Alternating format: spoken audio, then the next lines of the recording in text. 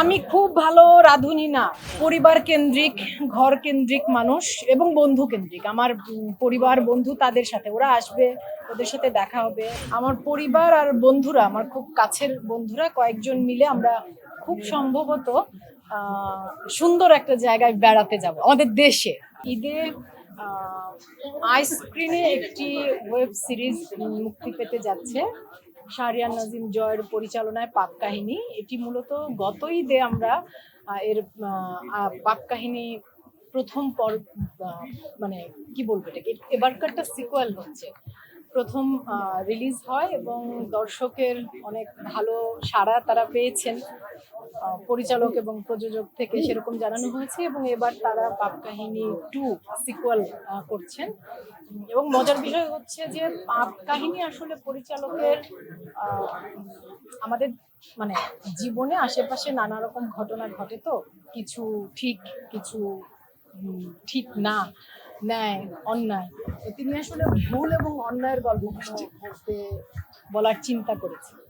তো দেখা যাক কেমন হয়, দর্শকদের কেমন লাগে। আর আলী জুলফিকার জাহিদের একটি স্বল্পদৈর্ঘ্য চলচ্চিত্রে কাজ করেছিলাম, রক্তছায়া। সেই চলচ্চিত্রটিও এই ঈদে মুক্তি পেতে যাচ্ছে। ঈদটা তো এটা আমাদের কি বলবো, মানে ধর্মীয় উৎসব, পারিবারিক উৎসব। আমার কাছে ঈদের আনন্দটা আসলে ওই জন্য বিশেষ যে ঈদের সময় ছুটি থাকে, পরিবারের সকলে, মানে আমার সন্তান, আমার স্বামী বা আমার মা, সবার সাথে দেখা হয়, পরিবার আত্মীয় বন্ধুরা। এই জন্য আমার কাছে ঈদ বিশেষ, মানে পরিবার এবং কাছের মানুষদের সাথে সময় কাটানোর, ছুটি কাটানোর সুযোগ পাওয়া যায়। আমার পরিবার আর বন্ধুরা, আমার খুব কাছের বন্ধুরা কয়েকজন মিলে আমরা খুব সম্ভবত সুন্দর একটা জায়গায় বেড়াতে যাব আমাদের দেশে, কিন্তু কোথায় সেটা আমি এখনই বলছি না। যাব, কিন্তু আমাদের দেশে, দেশের বাইরে না। এটা না, সত্যি বলতে আমাকে যেটুকু জানানো হয়েছে পাক কাহিনী টিম থেকে, ওরাই মানে এই সিরিজটা রিলিজের আগে একটা প্রেস রিলিজ করবে এবং আমার ধারণা সে সময় আরেকটু বিস্তারিত জানা যাবে। আপাতত এটুকুই থাকুক।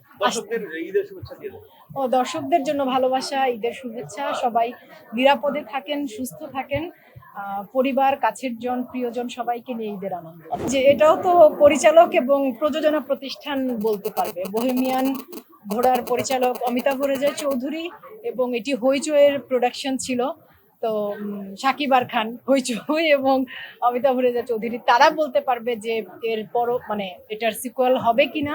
ঈদের দিন সকালে কি হয়, মানে সকালে উঠে গোসল টোসল করে ফ্রেশ হয়ে নতুন জামা কাপড় পরা হয়, বাড়ির ছেলেরা সেমাই খেয়ে নামাজ পড়তে যায়, তারপর এসে আর আমরা যে শুরুতেই বললাম, আমার ঈদ বা যে কোনো ছুটি মানে আমি খুব পরিবার কেন্দ্রিক, ঘর কেন্দ্রিক মানুষ এবং বন্ধু কেন্দ্রিক। আমার পরিবার বন্ধু তাদের সাথে ওরা আসবে, ওদের সাথে দেখা হবে, বা আমিও হয়তো বন্ধুদের বাড়িতে যাব, এরকম এভাবেই কাটবে। আমি খুব ভালো রাঁধুনি না, এটা আমি সবসময় বলি, কারণ আমার মা ভীষণ ভালো রান্না করেন, আমার বন্ধুরা খুব ভালো রান্না করে। আমি অত ভালো রাঁধুনি না, আমি মোটামুটি যা রান্না করি সেটা আমার মেয়ের বাবা বা আমার কাছের মানুষরা পছন্দ করে খায়, দয়া করে, এবং আমি ওতেই খুশি। আমি খুব ভালো রাঁধতে পারি না।